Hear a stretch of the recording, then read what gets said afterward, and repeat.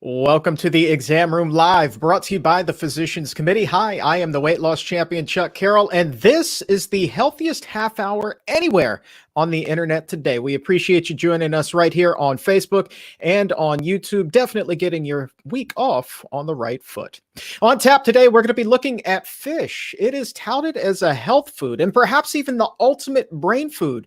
But is it all that it's made out to be? Or is there something fishy about those claims? Dr. Neal Barnard will be here to examine that. Dr. Barnard, looking forward to catching up with you, sir. Likewise, Chuck. And get your questions ready because we're also going to be opening up the doctor's mailbag. So if there's something on your mind, you want to ask Dr. Barnard a question, go ahead and post that right now in the comments section. Also on the show today, as the clock ticks closer toward the release of new dietary guidelines, dietitian Susan Levin will be here to bring us up to speed and what we're doing to ensure that more plants and less meat are on the menu. Susan, looking forward to catching up with you as well. Thanks, Chuck. And we start today with a quick check on health headlines. Get you caught up here on this Monday, June 15th, 2020. We begin with a look at the rising number of coronavirus cases in parts of the country. South Carolina and Alabama setting single-day records for new cases on Sunday. Meanwhile, COVID-19 related hospitalizations are up by at least 10% in nearly a quarter of all states since Memorial Day, with big jumps in Arkansas and Arizona, where increases are up 120 and 75% respectively. And in Texas, health officials are reporting the most hospitalizations ever since the beginning of the pandemic. In Beijing, China, meanwhile, health officials are trying to crack down on the new surge in cases. And this comes at a a produce and meat market in Beijing. Anyone who visited that market since May 30th is being ordered to quarantine at home, while the surrounding residential areas have been sealed off, according to the Washington Post. Health officials are expected to test nearly 300,000 residents in the city by Monday. And Dr. Barnard will have more on this in just a little bit. But first, you remember panic buying when the pandemic first began? Finding toilet paper was next to impossible. The bulk warehouses where the mountains of TP were piled high to the ceiling, well, those mountains were gone, and the shelves were as bare as your bottom in the shower. Some companies say toilet paper sales were up as much as 700%. So what makes this roll of soft paper so special? Bear with me here. A new study is breathing fresh air into the mystery of tissue for your derriere. It turns out that the answer is really quite simple. People who feel most threatened by the coronavirus tended to buy more toilet paper. The study of more than 1,000 people in 35 countries finds that those who worry and feel anxious are the biggest hoarders. Other personality traits playing a role include organization, diligence, perfectionism, and prudence. Other findings: older people are more likely to stockpile than younger people, and Americans are more likely to make panic purchases than Europeans. But researchers at the Max Planck Institute for Evolutionary Anthropology also say they haven't wiped the mystery clean just yet. There's still a dingleberry or two of truth still to be uncovered. All right. Let's turn our attention now back to China and the outbreak of new cases there. And for that, we welcome Dr. Barnard back to the show. And Dr. Barnard, this latest spike in cases is tied to the market that we just mentioned. How similar of a situation is this compared to what we saw earlier this year in Wuhan, China, where the pandemic began? Well, it's remarkably parallel. The difference really is that we already now have the experience with it. In Wuhan, it began, and it was a mystery. It was a new condition. Nobody was aware of it, and it took everyone by surprise. Now it's not a surprise. People were sort of looking for it. But let me share with you my screen. I hope you can see this. I've written resurgence in China across the top. Do you see that there, Chuck? Sure do. Okay, good. All right. When I made this slide, there were 51 new cases. We are way over that now. We're probably double that in Beijing in particular. And as you said, that there is a produce and meat market. It's called Xinfadi. And the focus was on this area. And what they were looking at specifically was not the produce, and it wasn't the red meat, it wasn't the pork, and it was not bats. It was salmon. And the virus was found, well, first of all, it was found in people, but then they track it back, and they're trying to figure out where had you been in the market, what had you bought, what had you touched, what products might have this.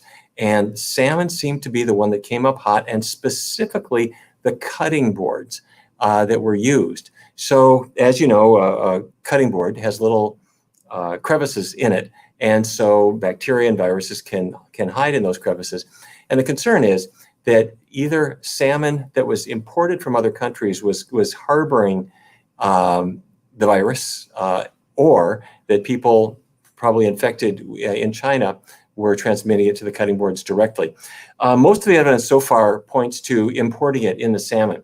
So this raises a couple of questions. One is salmon healthy anyway? Is it good to eat it? And this question that we have been wrestling with many times is, can meat be a particular vector of the virus? So let's go to the first question. Is it a good idea to be eating salmon in the first place? And it's funny, it's kind of deja vu all over again. Last week we were talking about, is chicken health food? Let me show you the same data, but now I want to focus on the fish side of it. First of all, cholesterol and saturated fat are found in animal products. The leanest beef has about 83 milligrams of cholesterol in a 100-gram serving, 3.4 grams of saturated fat. That's a fair amount. So chicken, pretty similar, even without the skin, not much different. There's Chinook salmon, remarkably similar to the beef. Cheddar cheese, way up on saturated fat, a little down on cholesterol. And then you look at the plant products, and they have a big 0 in the cholesterol category and almost 0 in saturated fat. So plant products, effectively no cholesterol, very, very little of the bad fat, saturated fat that raises your cholesterol. So look at Chinook salmon there. Chinook salmon is a little higher in cholesterol than beef and almost the same saturated fat. So wait a minute. Where did salmon get this aura of being healthful? The idea is that there is, in fact, some omega-3 good fat in salmon. However, most of the fat in salmon is not good fat. It's a mixture of saturated fat, the bad fat, and other kinds of a variety of fats that are all in this cocktail that are in the salmon. But the good fat, the omega-3, is only a small fraction of the fat in fish. So a person is eating fatty fish, they're like Chinook salmon, they're getting a lot of cholesterol and a lot of saturated fat, and along with it, a lot of calories, which is why people who eat fish often have trouble with their weight. And in the Adventist Health Study too, the fish eaters were substantially heavier than the vegetarians and much heavier than vegans. Not as heavy as the people who ate everything, but fish is not a recipe for weight loss or reducing diabetes. Okay, so with regard to the things that you need, if you look at fish, just like beef or chicken or other animal products, it doesn't have any fiber. It doesn't have any vitamin C. So it is not broccoli. It is not kale. The plant foods have plenty of fiber, plenty of vitamin C. Okay, so let me go back to where we started, which is that fish seem to be a suspect in the current resurgence in China. How could that possibly be? Because how are fish transported? They're transported refrigerated. And as the point that we made here a number of times is that refrigeration preserves the virus. So if I have the virus on the surface of a cardboard carton or on a steel plate or something like that, the virus is not likely to survive very long. But in refrigeration, it can last for weeks and weeks and weeks, and if it's frozen, it can last indefinitely. So how do people buy fish? Do they buy it at room temperature? No, they get it in the refrigerator case typically. Aha. So if salmon is imported into China from other countries, and it happened to have the virus when it was packed, it's very likely got the virus when it arrives, can infect the cutting boards, and spread it throughout China, and a resurgence begins again. So in this case, you don't need an infected bat, you just need an infected salmon. Okay, by the way, while I got you, let me just show you where we are with the pandemic overall. These are the latest figures as of June 12th. And as you see, if you go back to April 1st, the pandemic was jumping in quite acutely. That curve was going way, way up very fast. But the point here is it's tailing off only very slowly. So as you see, as we get into July 1st, August 1st, it is tailing off, definitely, according to the best projections, but it's tailing off really slowly. It's nowhere near the speed that we saw it come in. It's very slow. And the reason you see that big pink spread off as you go to the right is there's a possibility that the virus will reemerge in a big way, perhaps in a mutated form. There's also the possibility that a vaccine or something else could come in and knock it down to zero. So all bets are really off before the end of the year. Let me show you this similar curve. This is for DC. This is new cases per day. We're down, as of June 12th, we were at about 103 per day on average for that week. So we're definitely down, but we're not out. The DC government is more optimistic when we look at new cases, but take out those cases that are in, say, nursing homes or where you've got a lot of new cases attributable to one cause, just the sporadic new cases, they think we're down. So there you have it. Moral of the story, skip the fish, not health food. And that's interesting. You know, we're talking about something that's happening over in China, but one of the stories that we've also discussed here on the exam room is how officials in Alaska are concerned now that it's salmon season there as well, that we could be seeing outbreaks in these fisheries in kind of remote parts of the state where they are ill-equipped to handle any sort of major medical issue such as that. Can you imagine a fishery employing 200, 300 people where, you know, we've seen with these pork processing plants where a quarter or more of employees come down with it? There is no way that they could possibly handle a situation like that. That's right. And if you're in a laboratory and you want to figure out a way to make the virus survive, you need, so that you can study the virus, you need a certain medium for the virus. Well, what if your medium is, say, think about animal products. What are they? They're refrigerated, which allows the virus to survive. They're often moist, and they're very high in protein and nutrients for the virus. So it's a perfect medium to keep the virus alive in. And then in a fishery, just like in a poultry plant, you've got a huge number of people packed together. Hygiene is sometimes a bit dicey. So the fish, the chicken, the pork products, these are just an invitation to viral spread. And so it's no big surprise that you see all of these industries being fountains of the virus. We'd first really grabbed our attention with the pork industry in the United States, but the poultry industry right behind it, and now the fish industry is suspect as well. All right, time now to open up the doctor's mailbag for the first time this week. We're going to reach in, pull out one of your questions. And Dr. Barnard, today, our question comes to us from Bobby. Bobby wants to know, if you convert to a 100% plant-based diet, is it necessary to count calories and macronutrients for weight loss? Great question. Well, first of all, Bobby, congratulations on going in this direction. It's a great thing to do. And if your goal is to lose weight, you're in the right place. People who adopt low-fat plant-based diets lose weight very predictably. But is it necessary to count calories or to track your nutrients like protein, carbohydrate, fat? The short answer is no. You don't have to track either one. And the reason is you will not lose weight if your calories don't drop, but they drop automatically when you follow a plant-based diet. And the reason for that is everything from a plant in its natural state has fiber.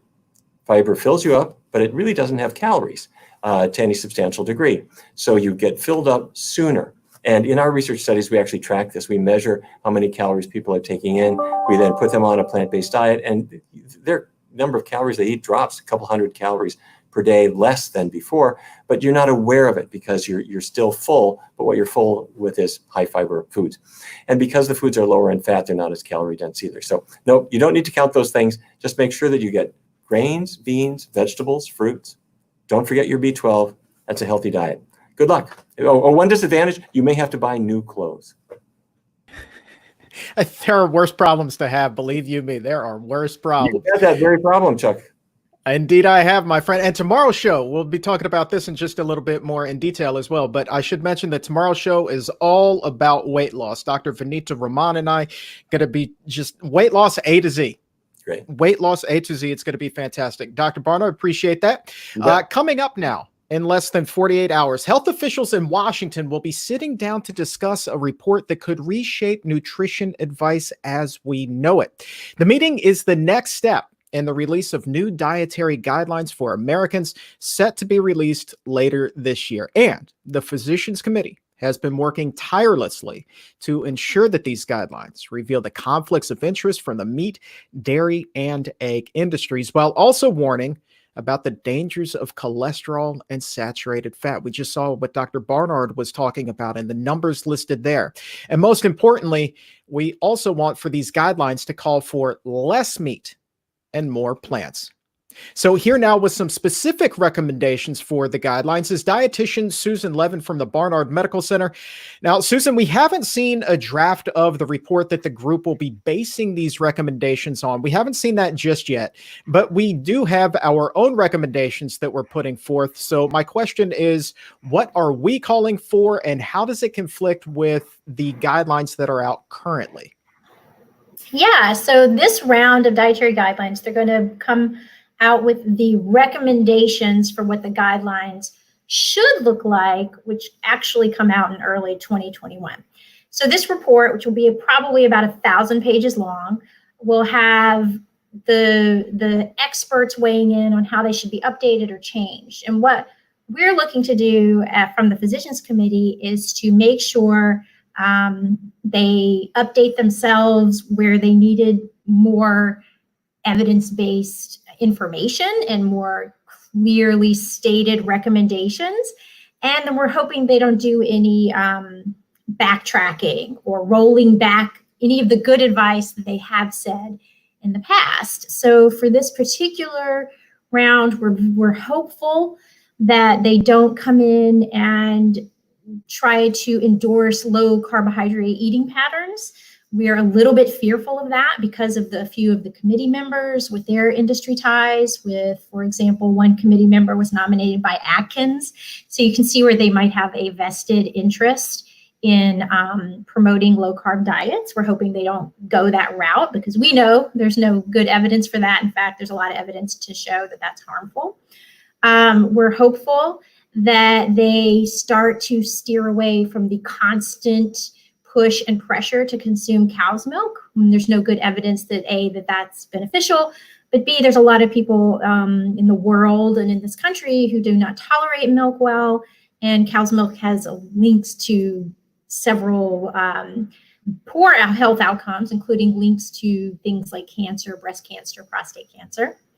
We really want them to finally come out with stronger language against consuming meat, especially processed meat. This has been a huge problem for the USDA, which is one of the departments that manages this whole process. And the USDA, as we all know, has a conflict of interest with their one mandate to promote products like meat and dairy, and then the mandate to come up with nutrition guidance. They just don't work very well together, and they're extremely hesitant to point out the facts around consuming meat and the dangers around consuming meat, even though we know processed meat is carcinogenic to humans.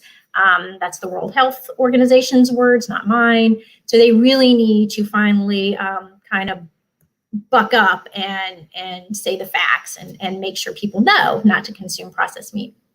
And lastly, we want them to not backtrack on the good advice they have given in the past.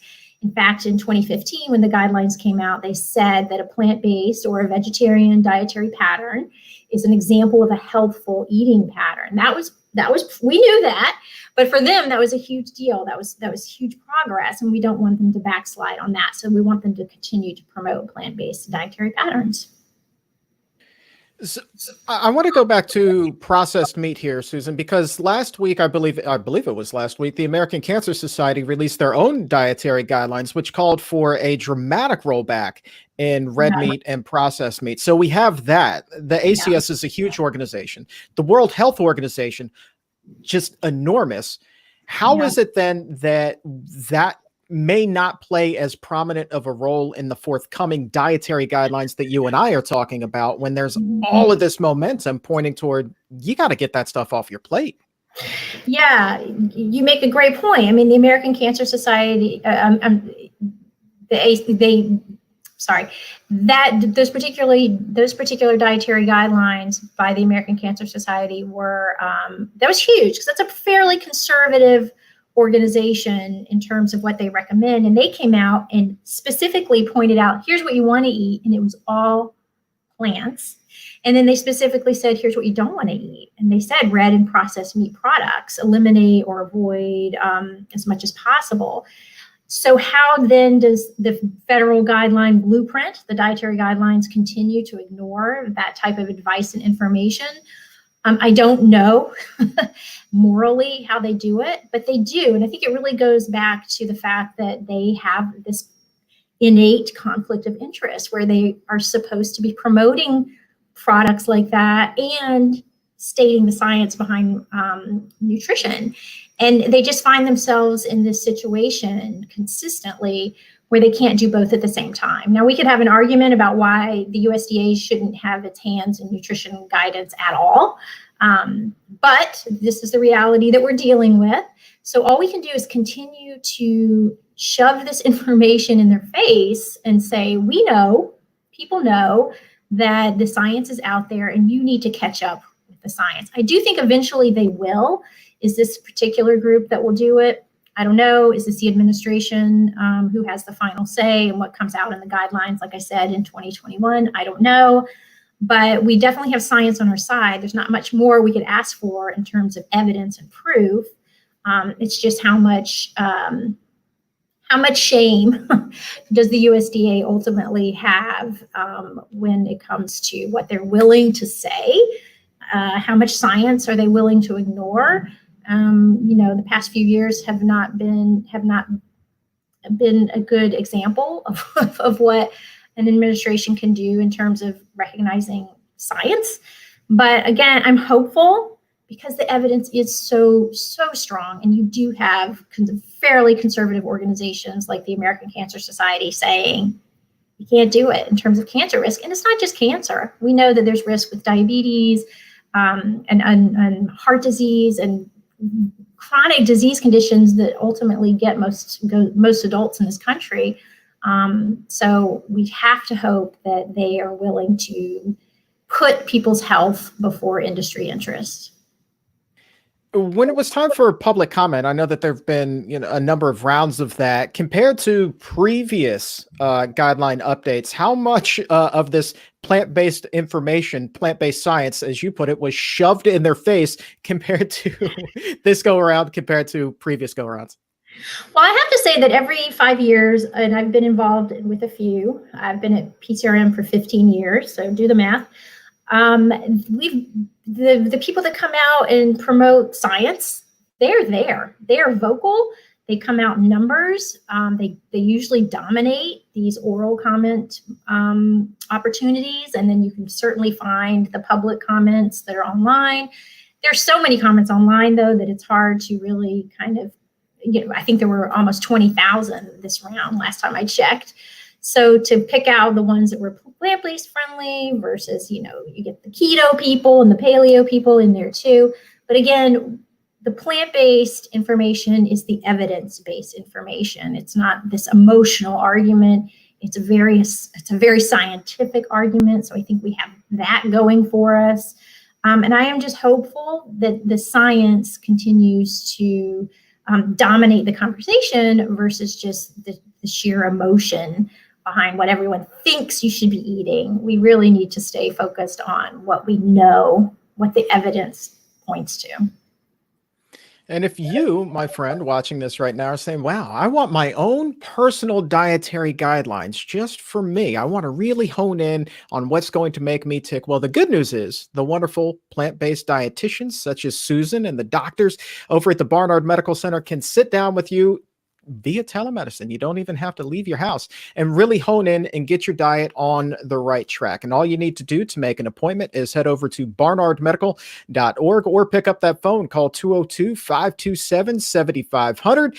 If you live in California, New York, Washington, D.C., Maryland, Virginia, Missouri, Arizona, Colorado, Massachusetts, and the great state of Kentucky, you can make that appointment today. More states coming online every single day. Susan, I'm sure that you've met with just so many people who you've really been able to help and educate them, get them on track with their own diet. That's got to be really rewarding work.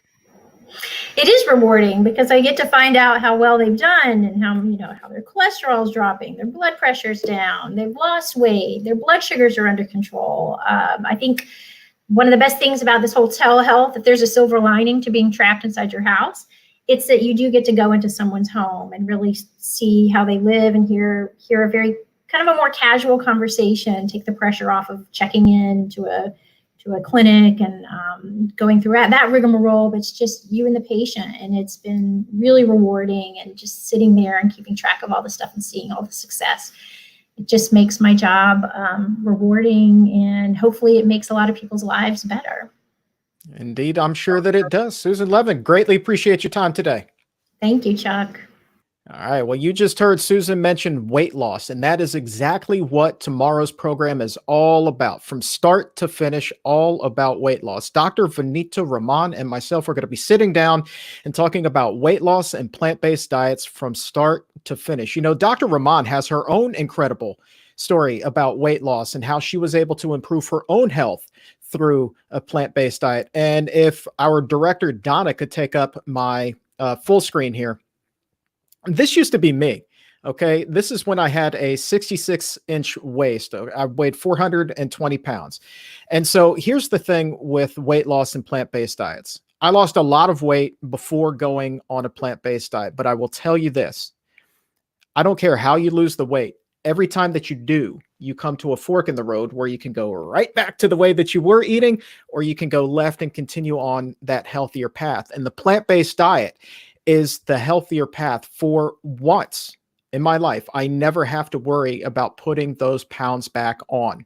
I sleep easier at night, knowing that I will never, ever fill up those pair of pants again or have a size 6XL shirt. So we're going to get into the science behind that tomorrow, the ins, the outs, the physicality, the mentality of it, all of it. And we're going to be talking about Dr. Rahman's incredible weight loss program that starts this Saturday. It's online. It's phenomenal. Weight loss, plant-based diets, man. This is just the show. If you're going to watch just one show this week, this is definitely the one that you're going to want to watch, because it might just change your life. But for today, that, my friend, is all the time that we have. My thanks to our incredible director, Donna Steele, producers Laura Anderson and Emily Colon as well. And also a big round of gratitude to Dr. Neal Barnard and Susan Levin for their time. And to you, my friend, thank you very much for watching. For everyone here at the Physicians Committee, I am the weight loss champion, Chuck Carroll. Until tomorrow, please remember, take a stand, stay safe, and keep it plant-based.